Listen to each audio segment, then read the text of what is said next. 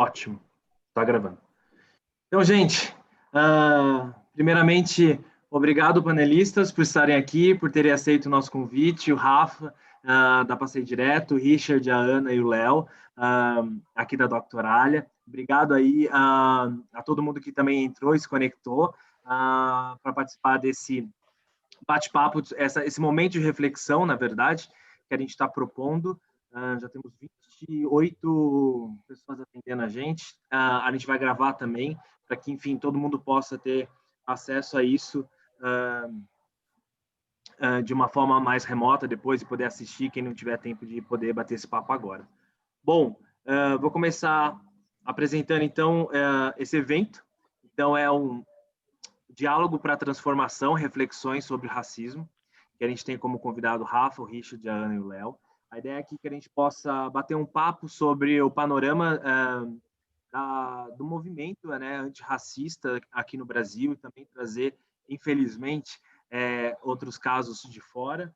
Queria iniciar minha fala dizendo que eu sei que eu não tenho lugar de fala nesse momento, mas que eu gostaria de me fazer meio para conseguir encontrar um espaço e de produzir essa reflexão e também levar as vozes de vocês para todo mundo que está nos assistindo agora. Então, isso feito, vou começar com o nosso bate-papo. Então, a ideia é a gente poder discutir sobre o panorama do movimento antirracista no Brasil, das ações que são eficientes, dos articuladores que ajudam a esse movimento a ter voz, a conhecer também a experiência de vocês, né? Escutar de quem vive na pele hoje os efeitos desse racismo estrutural que a gente enfrenta hoje no Brasil. Basicamente é isso. Então, eu quero começar dando a palavra ao Rafa, pedindo que ele se apresente, para que todo mundo possa te conhecer melhor. E já vou direcionar para ti a nossa primeira pergunta, que é exatamente como você vê esse movimento de resistência antirracista aqui no Brasil.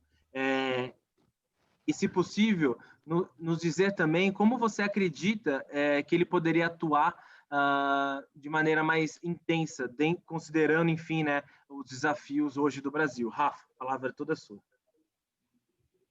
Obrigado, Rodolfo. Obrigado, pessoal. Sim, acho que é um prazer enorme estar aqui falando com vocês. É uma empresa que se propõe a trazer um debate, um ponto de pauta desse com relevância e importância no momento que a gente está no Brasil hoje. É para aplaudir, porque, de fato, a gente só ganha realmente as lutas, as batalhas, através de cada vez mais espaço e visibilidade. Então, parabéns mesmo, obrigado pelo convite. Eu digo que eu sou um aprendiz dentro do contexto, dentro dos termos, porque eu fui me autodeclarar e me autorreconhecer como um homem preto, né, há uns 8 anos atrás. Então, até então, eu usava, na hora de me denominar, eu me denominava como pardo, ou então como moreno claro. Muito vindo de todo um viés aí social e até mesmo familiar, que a gente sabe de toda aquela questão dos viés inconscientes, né, de que entender que dá para assumir a negritude, dá para ser uma grande potência. Então, isso veio ganhando voz muito recente, dentro do meu contexto sociofamiliar, isso não tinha tanto espaço, a minha família ela é mista, e muito pelo contrário, se tinha um cenário de muitos comentários racistas mesmo, né? Comentários, ao neguinho, e coisas desse gênero. Então, eu sempre cresci pensando que se eu fosse preto, igual eu sou, eu já estava no débito, né? Então, isso... E aí, a partir do momento que eu me empodero, que foi por volta... Eu fiz minha primeira faculdade de serviço social, e foi o primeiro momento que eu tive... Não terminei essa faculdade, mas foi quando eu botei o pé e falei assim, caramba, eu sou preto, faço parte de um movimento negro, faço parte de uma força, de uma egrégora, e tenho força e tenho tom de voz para poder tratar essas questões. Então, hoje, eu vejo como um grande potencial a gente ter espaços de fala para poder cada vez mais falar e trazer as questões de negritude como pauta.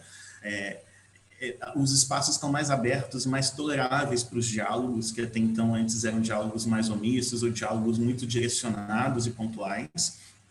O caso do George Floyd, né, foi um dos casos que gerou uma grande repercussão recentemente nesse ano de 2020 e fez com que levasse à tona para que a gente realmente olhe para as desigualdades raciais e questione e fale cada vez mais sobre.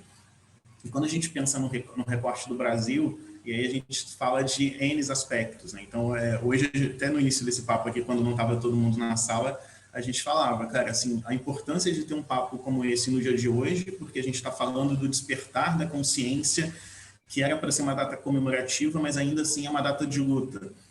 E no dia de hoje a gente ao invés de comemorar, a gente fica lamentando as várias perdas e mortes que o Brasil tem, dado o exemplo de ontem, no episódio do Carrefour, onde o João Alberto Silveira Freitas,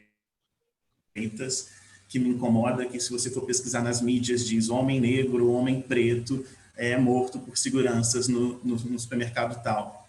Então nem nomeiam, né? Nem dizem quem é esse homem nas manchetes. Então, que a gente aprenda, escute bastante esse nome, porque acredito eu que o João Alberto Silveira Freitas, na data de hoje, tem que ser uma grande potência, igual o George Floyd foi nos Estados Unidos, para que a gente busque essa revolução interna. Então, acho que tem muito espaço, tem muita oportunidade, acho que a gente está aqui com vários painelistas legais, acho que daqui hoje vai sair um monte de brainstorms, um monte de ideias, tem 44 pessoas na sala, e se a gente conseguir gerar um despertar para uma claridade e para enxergar algumas coisas que são inconscientes, acho que a gente já vai ter atendido as expectativas do debate de hoje. A minha internet começou a ficar instável, mas se vocês me ouviram, agora eu passo Perfeito. A palavra de volta para você, Rodolfo. Conseguimos ouvir sim. Obrigado, Rafa. É verdade. Infelizmente, os casos que temos hoje no nosso cotidiano para ilustrar o movimento nem sempre são positivos, né? Essa é uma triste tendência.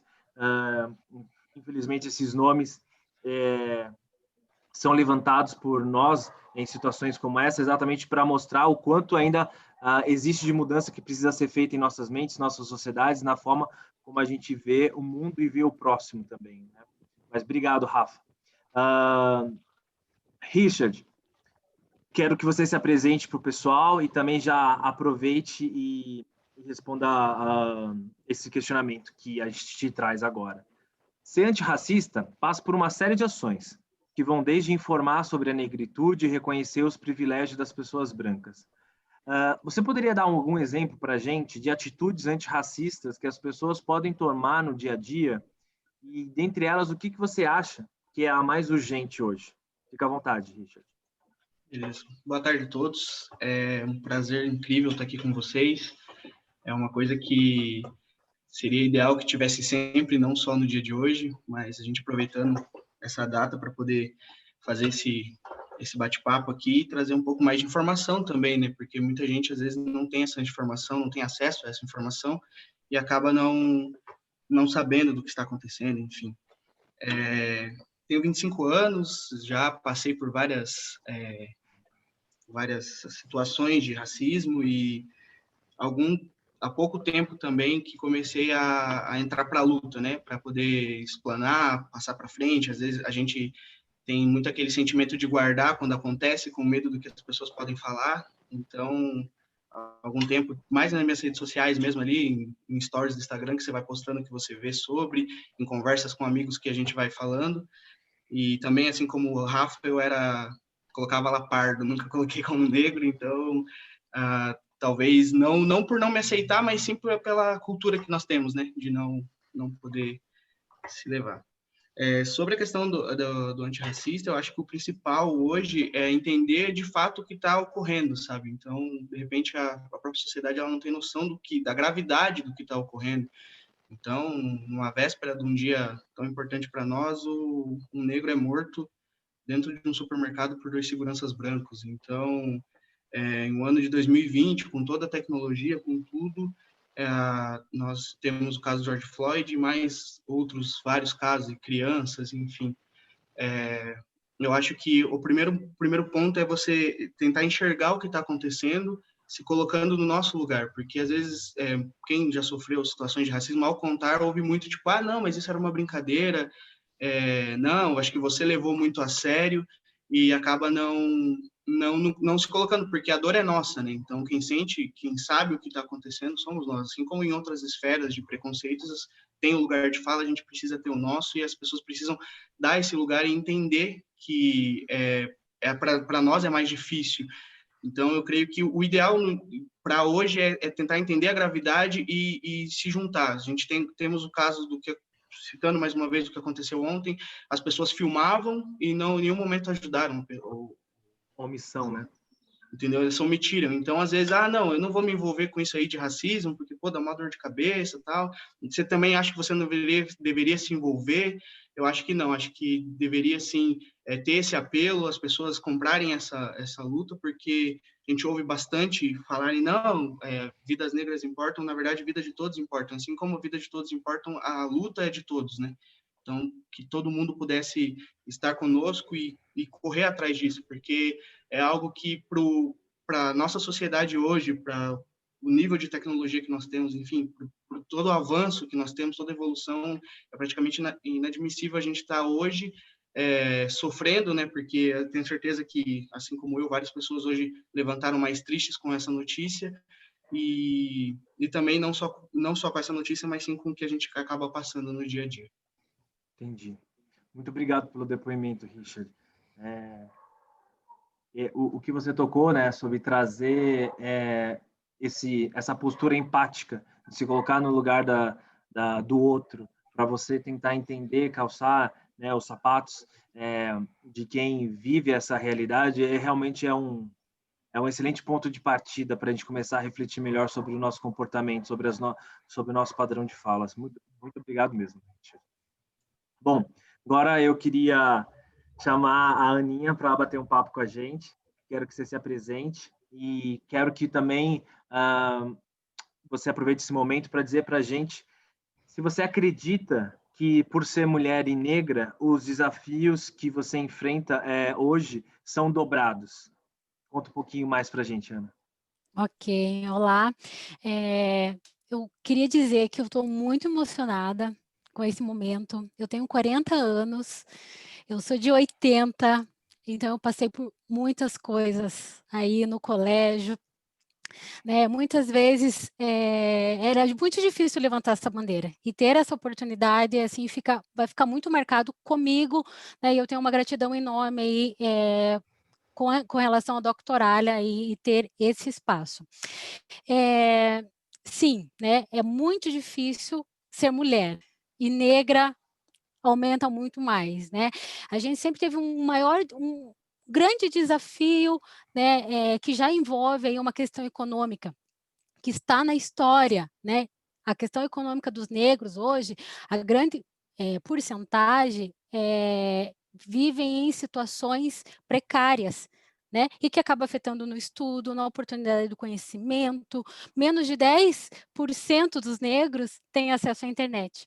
Então, acaba, né, que o nosso esforço fica muito maior. Eu tive muita dificuldade para terminar o colegial, eu tive muita dificuldade para ingressar na faculdade, eu tive muita dificuldade para sair da faculdade, né. Então, ingressar no mercado de trabalho, né, porque hoje o mercado impõe, nem hoje tanto, né, mas antes eu alisei meu cabelo por mais de 20 anos.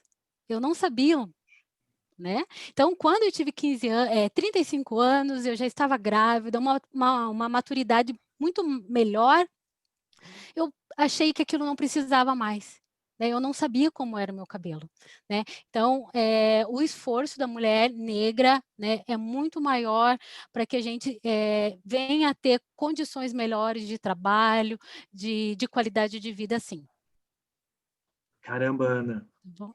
Eu confesso que esse momento está sendo divisor d'águas na minha carreira. A oportunidade e o orgulho de estar aqui conversando com vocês, reforçando mesmo, eu não tendo lugar de fala, mas me colocando à disposição de ser ponte para levar a voz de vocês para todo mundo. Agora a gente tem mais de 40 pessoas que estão nos assistindo, então, de verdade, gratidão aí por ter aceito o convite, ter dividido a sua história, que é linda por si só.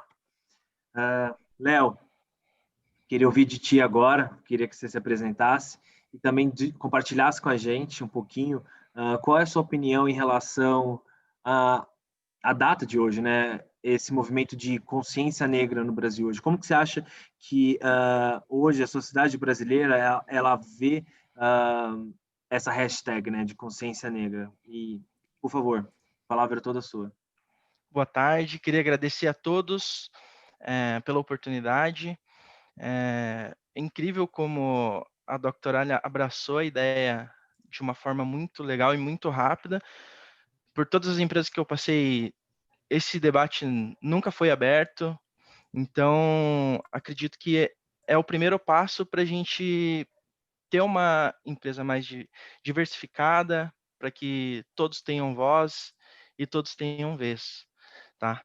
Então, hoje no Brasil, essa data é para que todos tomem conhecimento do processo e de contribuição da população brasileira que foi construída através dos negros, certo? Então, somos a nação que somos por causa de suor que já foi derramado, sangue que já foi derramado, e essa é uma história que não se conta na escola, não se conta na faculdade. Então, eu lembro que na escola, acho que não só eu, como meus colegas também, provavelmente você era o único negro ou tinha mais um só amiguinho negro na sala. Então, comigo foi na escola, comigo foi no colégio, faculdade, na pós, foi a mesma coisa. Então, a gente foi criado num ambiente que a gente acha que é o único, e isso é errado, porque na população brasileira hoje somos a maioria praticamente. Então, por que essa falta de oportunidade para pessoas negras, tá? Então, acredito que hoje é uma data para que as pessoas parem para pensar todo o processo e tudo que foi construído por essas pessoas. Você trouxe um ponto muito interessante, né? A gente costuma falar das minorias, né? Das mulheres, do LGBTQIA+, dos negros, mas na verdade nós não somos minorias, né? A gente é a Sim, maioria, como o senhor colocou, né? No Brasil, país miscigenado, que mais de 50% da população é mulher, que uma grande parte da população é negra, e faz a gente até refletir, né, sobre esse rótulo de minoria, né? Nós não somos, né?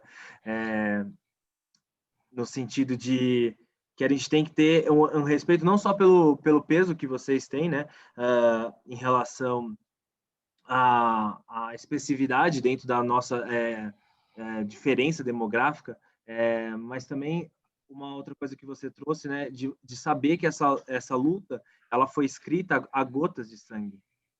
E isso é um momento perfeito para a gente poder honrar tudo isso e saber que essa luta ela é de todos nós, porque se a gente vive hoje numa sociedade mais igualitária, um pouco mais livre do que a gente vivia há 10, 30 anos atrás, graças a todas essas gotas de sangue que foram derramadas. E mesmo assim, a gente ainda está muito longe de viver numa sociedade amplamente, plenamente livre e igualitária. Bom, Rafa, volto de novo para ti. Direciono essa pergunta para você. Você acredita que os contextos regionais do nosso país eles podem ser mais racistas que outros? E é super interessante trazer esse ponto aqui agora, porque nós quatro, a Ana, a Richard, o Léo e eu, nós somos de Curitiba e o Rafa está falando diretamente do Rio de Janeiro. Então, são perspectivas diferentes. Mas queria muito te ouvir, ainda assim pensando em toda a expansão territorial brasileira. Conta um pouco para a gente. Sem dúvidas, assim. Acho que primeiro eu já quero dizer que eu me emocionei aqui com a história da Ana. Acho que eu tenho uma das coisas que eu tenho feito muito é tentado. Eu não tenho espaço de fala enquanto mulher, né? Porque eu não sou mulher, mas tenho tentado. E fica uma dica, que até um livro que eu trouxe para cá hoje, que Quem Tem Medo do Feminismo Negro, da Djamila Ribeiro, e assim, são pílulas, são pequenos textos do jornal Capital que ela escreve, da Carta Capital, e que assim, tapa mais tapa na cara e é momentos da gente refletir. Então, e acho que compartilha muito com a visão da Ana aí como um todo, mas mesmo não tendo espaço de fala, me choca, imagina acontecendo pessoalmente, né? Vendo a minha irmã passando por esse processo de transição capilar igual a Ana como um todo. E quando a gente fala de regionalismo, eu posso dizer com um pouquinho mais de propriedade, porque eu já morei em alguns estados, né? Naturalmente, eu nasci em Minas, aqui no Rio, passei minha infância e adolescência inteira no Rio, depois profissionalmente fui para Curitiba e morei em São Paulo por um tempinho também. E quando a gente olha por questões regionais, não dá para abrir mão de questões de colonização, né? exemplo, fui passar as férias num feriado em Gramado, naquela região, a colonização europeia predomina. Mas, a partir do momento que a gente é um país tão miscigenado, igual a gente diz, né, um país tão diverso, por mais que existam barreiras geográficas, né, e existam determinadas questões culturais, todos nós somos seres humanos, né, então todos nós, direitos humanos são para todos, né. Hoje a Damares fez uma postagem muito interessante até, que realmente reforçando que direitos humanos são para todos, e reforçando o caso do João Alberto Silveira. Então, Rodolfo, eu entendo que, assim, existe algumas questões de representatividade. Eu morei 3 anos em Curitiba e por algumas vezes eu sou um negro privilegiado, eu sou uma pessoa preta privilegiada que eu pude fazer graduação, pós-graduação, estudar. E me vi muitas vezes, principalmente em Curitiba, frequentando ambientes, estando em ambientes onde eu era o único negro, sentado, por exemplo, num restaurante para poder desfrutar daquele serviço. E quando eu olhava para iguais ou para pares, pessoas com similaridades a mim, elas estavam em serviços como atendentes ou então na cozinha. Então, assim, existe, a gente tem uma tendência de ação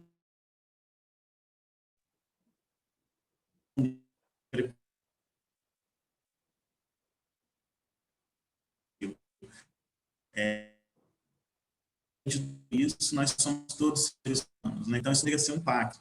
Vou puxar um pouquinho mais lá atrás, cara, e aí acho que é onde pega as coisas, né? A gente vive dentro da infância.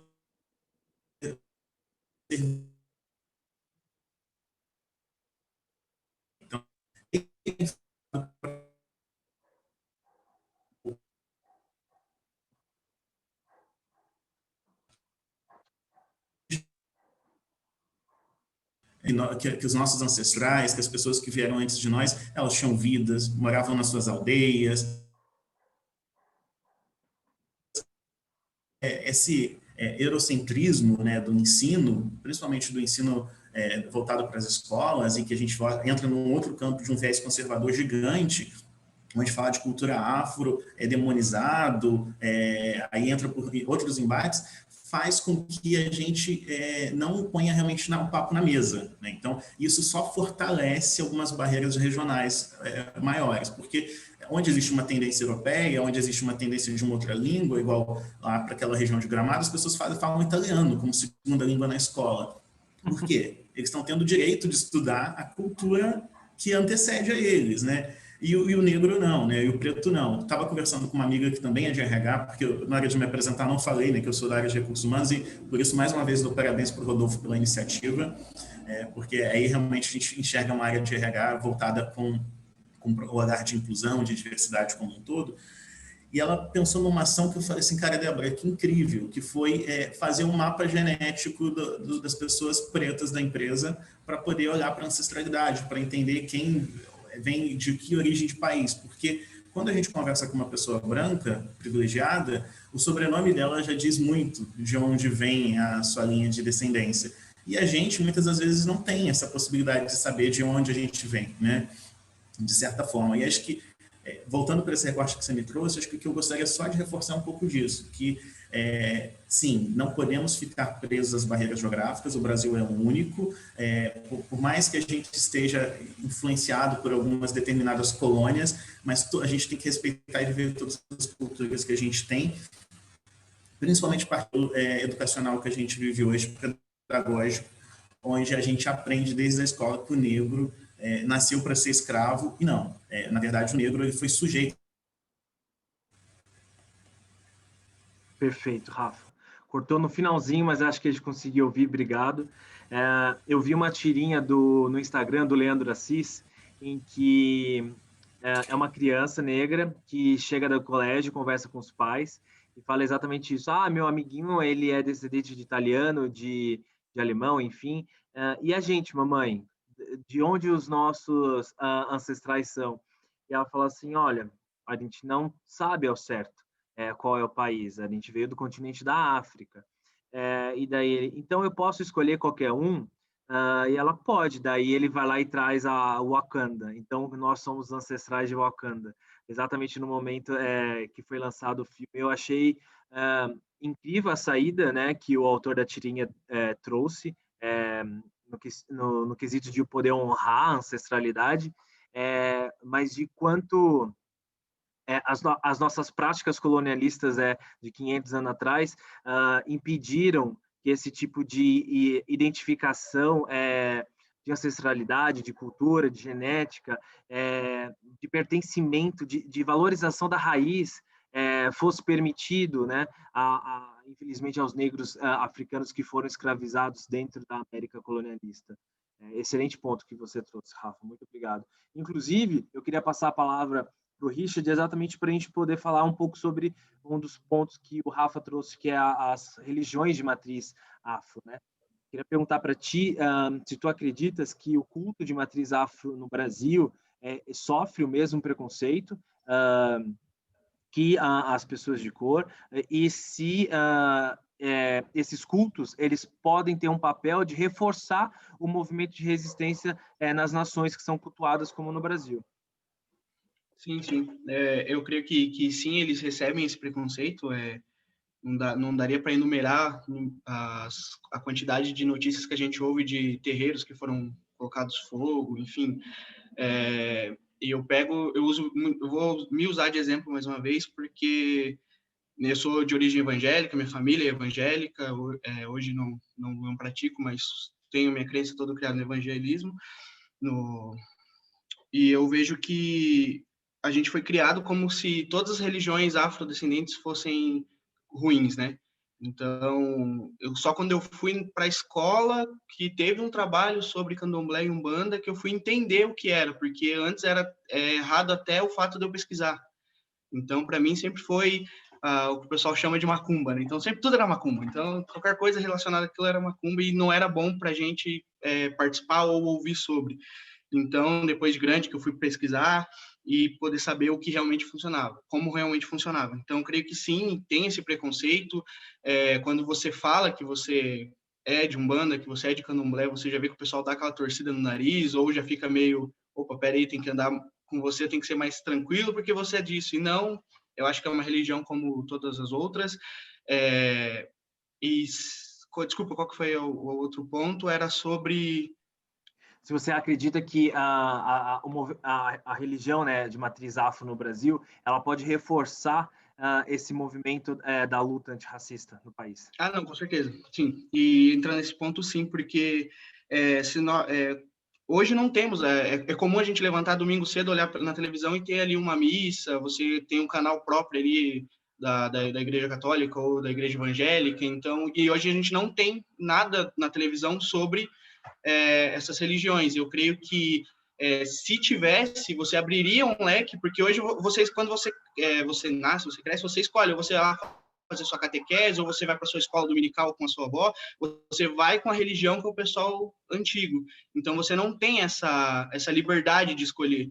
E eu acho que a partir do momento que isso for colocado nos livros, isso for colocado na televisão, isso for liberado e mostrado que assim é uma religião como todas as outras, eu creio que isso auxiliaria ao pessoal entender de onde que vem e voltaria nessa parte do que vocês falaram sobre a pessoa saber de qual que são os ancestrais dele, de onde que ele veio, como que foi feito, porque essas religiões são antigas, né? Então você já vai começar a entender um pouco de onde você vem, quais que são as suas escolhas e poderia sim auxiliar. Eu creio que a partir do momento que isso fosse liberado e tirasse esse preconceito de que é ruim essas religiões, consequentemente tiraria também uma boa parte dessa questão em cima do racismo, de que tudo que vem do preto é ruim. Excelente depoimento. Fiquei, na verdade, bastante emocionado, estou me controlando aqui, porque eu sou bandista e a reflexão que você trouxe sobre os canais dedicados para religiões específicas é muito verdade. Toda vez quando eu vou preencher algum censo ou eu entro em algum hospital e pergunto qual é a minha religião e eu falo que eu sou um bandista, a primeira coisa que você vê é a sobrancelha arqueada. Aquela sensação de que você falou, nossa, com você eu tenho que tomar cuidado. Então é melhor não deixar você morrer na mesa da cirurgia, porque senão alguma coisa ruim vai acontecer comigo. É uma péssima. Essa situação é péssima, horrível. A gente obviamente está rindo, porque a gente está dentro desse contexto, mas é uma situação extremamente desagradável. E muito por esse preconceito é exatamente o que você falou, né? Da religião, ele vem muito por conta do preconceito porque é uma religião de matriz afro. Então, existe, enfim, essa conexão que acaba trazendo problema para os dois lados. Ana, como mãe, como que você consegue ver o papel dos pais na formação de crianças e depois, obviamente, de adultos antirracistas? Como que você consegue dividir um pouquinho do que você faz hoje com as suas filhas para evitar essa cultura? É fundamental, né, para a evolução, né, e o reconhecimento da importância aí, do nosso povo, e que com o futuro, essas relações sejam mais igualitárias, né, que a gente não precisa ficar, né, realizando um debate, realizando pensamento sobre isso, utilizar esse tempo para outras coisas, né, para um assunto aí tão antigo.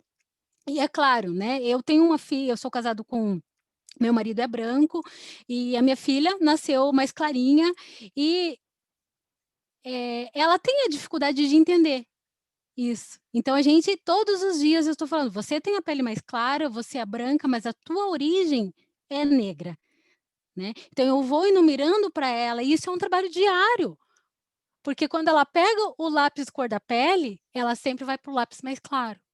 E isso é um trabalho constante de aceitação também dela. Eu passei por isso. Eu tenho 2 pequenas, a outra é mais puxou mais para o meu lado, que já não tem tantos questionamentos quanto a isso. Mas é fundamental que as famílias, né, que todos que estão nos ouvindo, né, tenham esse comprometimento de levar esses assuntos, levar esses debates, né, para que a gente venha diminuir, né. E quanto mais, antirracista a gente tiver, isso, vai diminuir ao longo do tempo. Assim eu espero. Desde 2003, existe uma lei, tá, que agora as escolas, né, falam e criam atividades sobre esse assunto, sobre o dia de hoje. Eu acho que isso é um grande passo também, tá, que isso fica na mão, dos governantes, mas, são coisas que a gente precisa todos os dias conversar, bater em cima, questionar.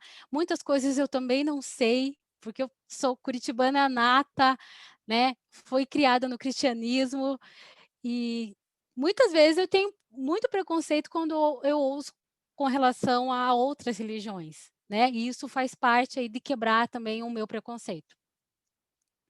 Você trouxe um ponto muito legal, que é a gente precisa falar mais para que no futuro a gente não precise falar. Eu acho que você criou um contraponto aqui É. perfeito para poder ilustrar exatamente, acho que uma das ações antirracistas que a gente faz hoje, né, que é falar sobre isso. Exatamente o que a gente está fazendo agora, criar oportunidade para isso, levar essas informações para todo mundo que está assistindo aqui agora e para todo mundo que está assistindo a gravação que a gente está fazendo, para que a gente fale bastante disso, para que no futuro a gente não precise falar. Eu acho que o contraponto que você trouxe é maravilhoso. Ninguém Né? perde cria um debate para falar porque as pessoas são brancas, Exato, né, então eu acho exato. que é bem justo. Não, muito justo. Sua colocação foi muito pertinente. Antes de passar a nossa última pergunta para o Léo, eu queria convidar todo mundo que está assistindo a gente. O Newton já deixou uma pergunta, então quem quisesse pode se sentir confortável e colocar aqui no chat, e depois eu direciono para os nossos painelistas. Léo, vamos lá.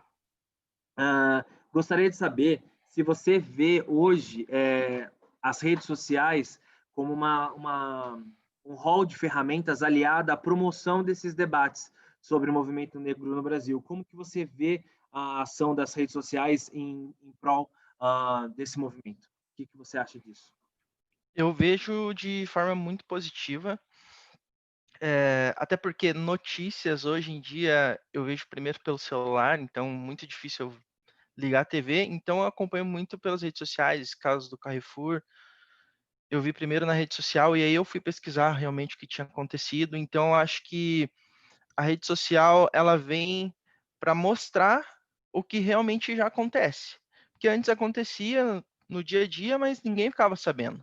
Hoje em dia, a gente consegue mostrar isso para outras pessoas de outras regiões que também passam pela mesma situação. Então, acredito que venha a ser uma ferramenta muito boa e que dá para aliar aí ao dia a dia para que todo mundo tenha acesso a essa informação, né? Legal, é muito bom, é muito importante mesmo. Como que você falou, né? As redes sociais elas funcionam como ponte, né? Para você correr atrás de mais informação ainda, né? Sim. Então ela tem esse papel de ajudar a disseminar a informação, ou pelo menos despertar ao interesse e a curiosidade para você mergulhar mais a fundo posteriormente em algum assunto, em alguma notícia. Excelente, muito bom trazer esse ponto. Bom, então eu vou ler para vocês a pergunta do Newton, que ele me deixou aqui no nosso chat. Então, quem se sentir mais à vontade para responder, por favor, se manifeste depois. Vou ler aqui. Bom, primeiramente, parabéns pela iniciativa. Obrigado, Newton. Gostaria de deixar uma pergunta. Por que o nome do George Floyd tem esse peso para nós e o nome do Evaldo Manduca, o músico assassinado com 80 tiros, por muitas vezes é desconhecido? Complexo de vira-lata por só gerar comoção quando a manchete americana, ou é a culpa da mídia que não nomeia as nossas vítimas? O Rafa acho que trouxe um pouco disso, mas, enfim, quem quiser responder, fica à vontade, por favor. Eu vou voltar aqui só rapidinho no contexto da fala que eu trouxe no início, né? Porque no início desse debate a gente falou um pouco muito sobre isso, né? Assim, o objetivo desse debate é representar a Marielle, a Dandara, o João Alberto Silveira Freitas. E aí realmente quando a gente para por olhar o caso do George Floyd, né? A gente fica, que repercussão nacional que deu, né? Vidas negras importam, todo mundo mudando foto do feed do perfil. Mas, ao mesmo tempo, que acontece ontem, a morte do João Alberto Silveira Freitas, de 40 anos, independente se ele estivesse cometendo qualquer ato ou não, mas era um homem desarmado, em situação de total condições de rendição, que foi morto, espancado por dois seguranças brancos, inclusive um deles policial. Isso retrata também um pouco como a nossa polícia atua, né? Então, morando no Rio, eu confesso para vocês que eu morro de medo, tenho alguns cuidados de que ações eu tenho, no caso sendo um homem preto, diante de uma abordagem policial. Então, o caso do George Floyd não é acho que só um pouco de complexo de vira-lata, eu acho que assim, a gente não pode generalizar, mas assim, tem um modismo muito forte também em determinados contextos, mas acho que foi a onda repercutora para o Brasil ganhar voz e falar, porque a gente tem dificuldade de se empoderar, e como teve apoio e teve patrocínio de N frentes, acho que a gente entrou nessa onda e para puxar esse tema de debate, lógico, a mídia também influenciando. Eu fiquei feliz hoje, que hoje eu olhei bastante algumas reportagens no decorrer do dia e eu vi tanto a Globo News como a Globo, por exemplo, que eram TVs que, se a gente olha para a reprodução das Paquitas da Xuxa, a reprodução da abertura do Fantástico, e quando a gente via uma mulher preta na Globo, era só na época do Globeleza. Trazendo um viés todo sexualizado para a figura feminina da mulher negra. E hoje foi uma das grandes pautas em todos os jornais, todos os editoriais. Então, acho que o George Floyd serviu como um estopim para a gente agora criar o nosso protagonismo de falar sobre negritude. Só que, ao mesmo tempo, a gente não se encoraja. Agora a gente tem um baita estopim, que é o João Alberto Silveira, e a gente... não, beleza, é mais uma morte negra, né? Então, e é mais uma de todos os dias que acontecem, das abordagens policiais injustas que a gente vê acontecendo, em Juiz de Fora lá do gerente do Ponto Frio, da cliente, que por mais que seja idosa, isso não justifica dizer, não acredito que numa loja desse tamanho se tem um gerente preto, né, negro. Então, acho que a gente tem que se empoderar, sim, e fazer com que existam vários outros George Floyds aqui no Brasil, e que acho que fica como um grande exemplo para... Pegando a frase da Angela Davis, né, que assim, não basta não ser racista, precisamos ser antirracista, o que fica aqui, assim, a gente precisa dar mais visibilidade e capilaridade para isso. Hoje o celular é uma grande arma, mas não só o celular, a gente se manifestar, às vezes não adianta só chamar a polícia, porque a própria polícia acaba sendo o fator de maior preocupação nesse contexto. Mas a partir do momento que a gente expõe, as coisas ganham mais visibilidade e notoriedade. Um exemplo que eu vi também hoje no jornal que me chocou, 72% de aumento de notificações em São Paulo de racismo. Aí você vai falar, caramba, que número alto comparado janeiro a outubro do ano passado com esse ano. Ano passado foram 20 e poucos, esse ano foram 50 e poucos. Né? Então, a quantidade de situações racistas que as pessoas não denunciam. Eu nunca sofri racismo 100% escancarado, né? Ele é sempre o racismo estrutural.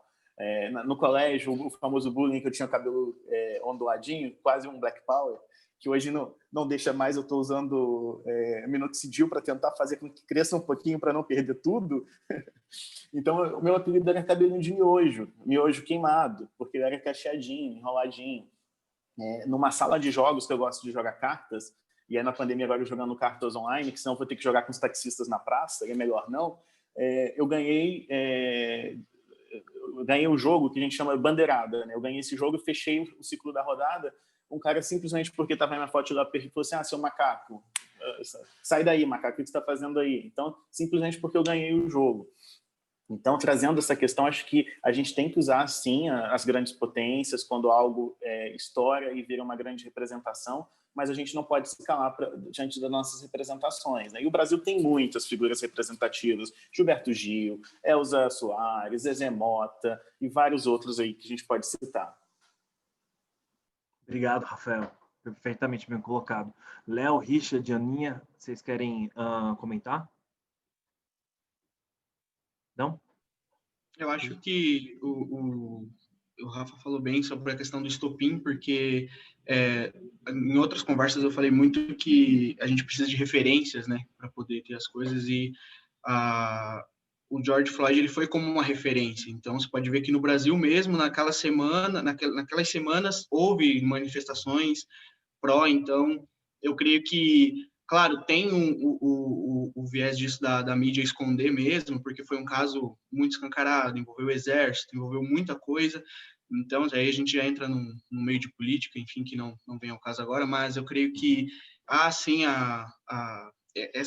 esse complexo de vira-lata, assim, até porque se a gente for ver lá fora, eles são separados os bairros lá são separados. Então, existe o bairro do negro, existe o bairro do irlandês, existe e aqui não, aqui a gente é um país miscigenado, todo mundo junto, então acaba faltando essa representatividade, faltando aquele, tipo, aquela mão erguida e falar assim: ó, galera, peraí, mataram 80 tiros no negro sem ele ter feito nada com a sua família, aí a gente vai fazer o quê?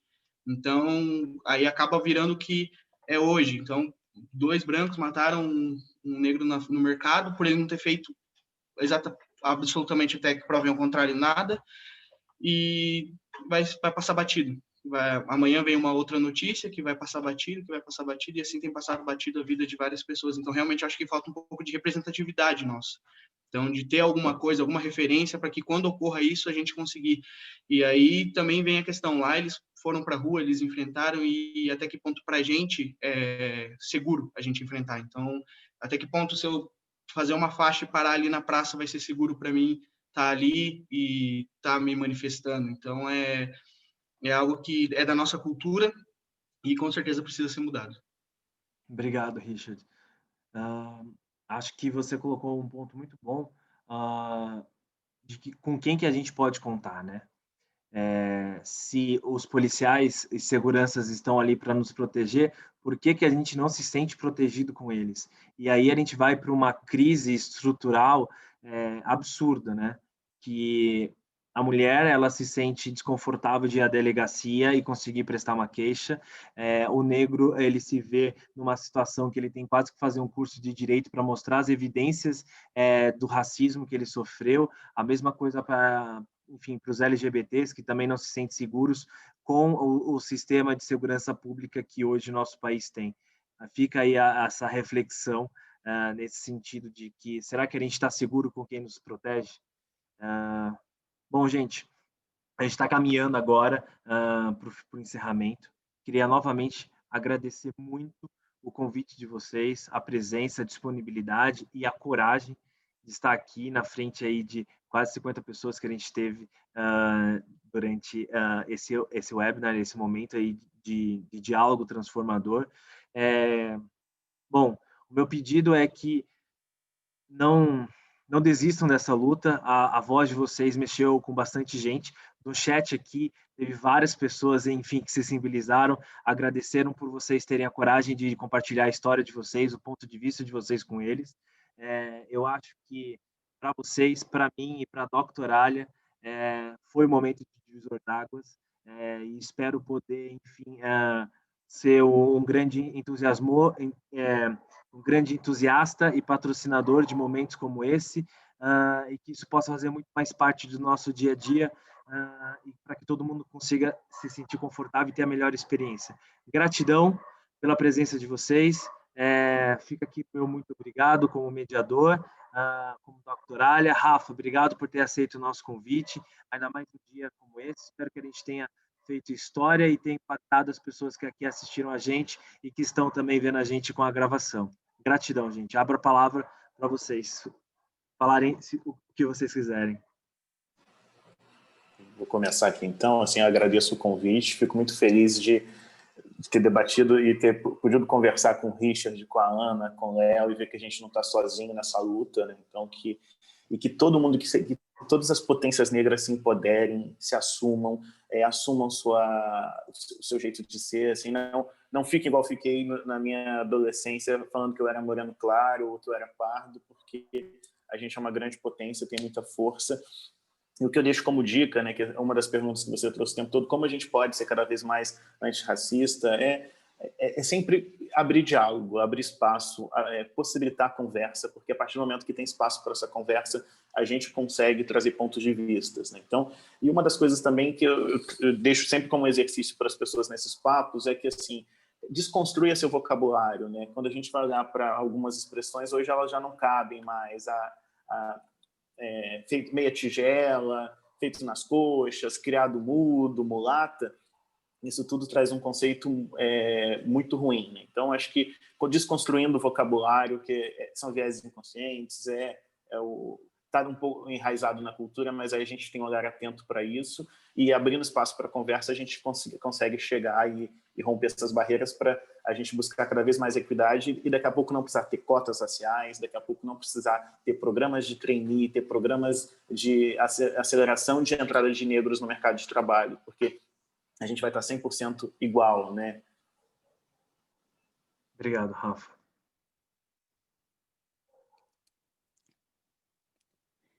Mais alguém? Só agradecer aí pelo espaço novamente, que foi de grande valia aí para todos nós, tá? Eu fiquei muito emocionada mesmo. Obrigado, Ana, obrigado. Richard, Léo, obrigado também. Léo, pode falar? Queria agradecer também. Esse primeiro passo aí, eu acredito que vai trazer bons frutos para a empresa. Você já tem nosso apoio, então sempre que precisar, estarei à disposição, tá? Um abraço. Obrigado, Léo. Obrigado mesmo. Também agradeço da voz, porque a gente no Brasil não tem tanta voz assim, então oportunidades como essa são de grande valia. Obrigado mesmo, tamo junto. Obrigado. Foi uma honra, gente, de verdade. Gratidão. Excelente final de semana para vocês e a luta continua, né? Um abraço. Tchau, tchau.